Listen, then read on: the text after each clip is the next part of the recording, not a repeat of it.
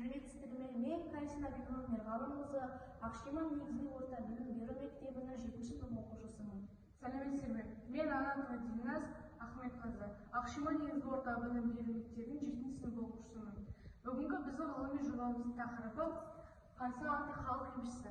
Жобамызды қорғауды бастамай тұрып, кішігірім өлеңімізді айтуға рұқсат етіңіздер. Өнер дарын даналы, сәуегейлі саналы, қасиетті Қайса атам алақан аялы. Жанға дауа Қайса атам, жәрдем болды қаншадам, ол жау толғаусыз жұмбақ, барша елін тамсанған. Мекеніме қойлы бай, Қайса атама қонған жер, қалмақырдан мұлы де адам бақсы болған жер. Дара тұлға Қайса атам, бастан болған мәңгіме, ұлттық рухын еліңме жасай берсін мәңгіге.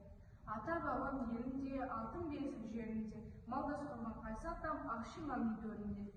Зерттеу жұмысының мақсаты: Павлодар облысының 100 тарихи тұлғаларының тізіміне енген қасиетті емші, бақсы, шипагер Қайса Нұрғазыұлының өмір баяны мен айтылған нағыз ақиқаттарды зерделеу. Қайса атаның ұрпақтарымен тереңіне таныса отырып, олар берген деректерді зерттеп танып білу.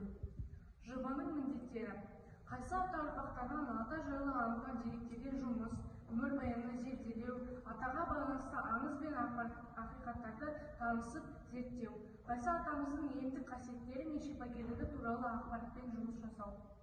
Зерттеу жұмысының өзектілігі: Қайса атаның бүгінгі таңда танымал тарихи тұлға ретіндегі маңызын және әлі де зерттеп зерделеуге болатын деректермен жұмыс жасау.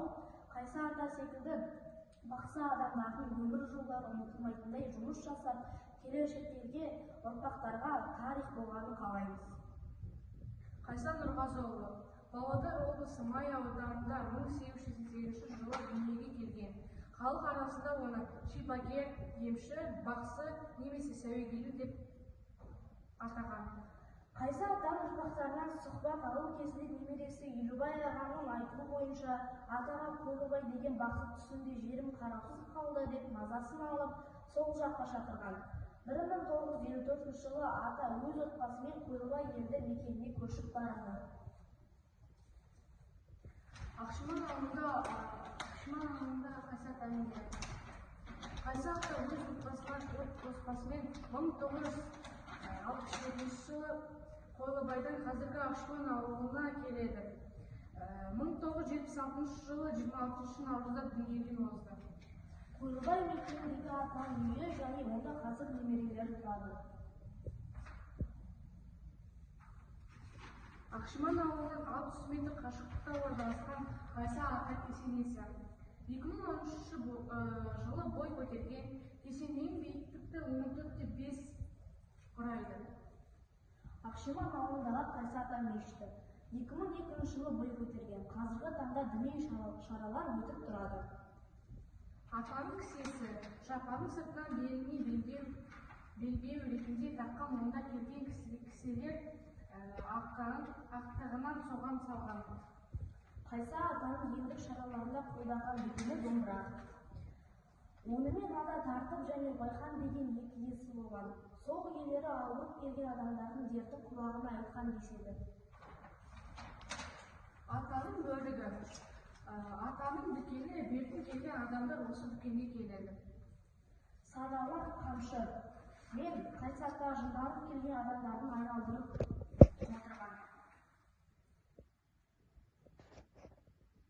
Зерттеу барысында біз Қайса ата жайлы кішігірім халықтан алған сұхбатымызды ұсынамыз. Қорытындылай келсек, Қайса ата Павлодар облысындағы киелі адамдардың бірі болып саналады. Елбасының бұрынғы тарихты қайта жаңғырту аясында назарында ұзындығы 15 метрлік кесене салынды. Сакралды орын ретінде туристік картаға енгізілген. Біздің ұсынысымыз: келешекте Қайса ата ұлы тарихи тұлғалардың бірі болғандықтан, ол кісінің құрметіне мектеп қабырғасында мұражай ашуды және кітап басып шығаруды ұсынамыз. Назарларыңызға рахмет. Апа, осы Қайса ата қандай кісі болған? Ой, атаң сондай атақты адам болды. Елдің бәрі осы қасиетті адам деп осы кісіге келіп, осы кісінің қолына бір дәм татсақ деп сөйтіп келіп жүрді. Сондай жақсы адам болды. Қандай ауырып келген кісілер соны жазды. Ауру шыңданып келген кісілерді соның бәрін айналдырып, қамшымен үйіріп, соларды жазып жіберетін болды үйден. Үйден шыққанда боқтырып, кәсіпке келгенде байлап әкеледі ғой. Өкөй арқамен байлап, машинаға салып сөйтіп әкеледі. Үйге түсіргеннен кейін әкем бұқпаға бұқтырып, солай қамшымен үйіріп, жан-жағынан. Содан жақсы адам болып түрегіп тұрады, байлаған жерінен. Сондай жақсы қасиетті адам болды, елдің бәрі келіп жүрді. Сонда Баян ауылың, Екібастың түгел осы кісіге бағынып келіп жүрді. Қандай ауырсақ та тәуір болды, Құдайға шүкір, мінекей жазылдық. Ата, сіздің қасиетіңізге көп рахмет деп солай айтып келіп жүретінді.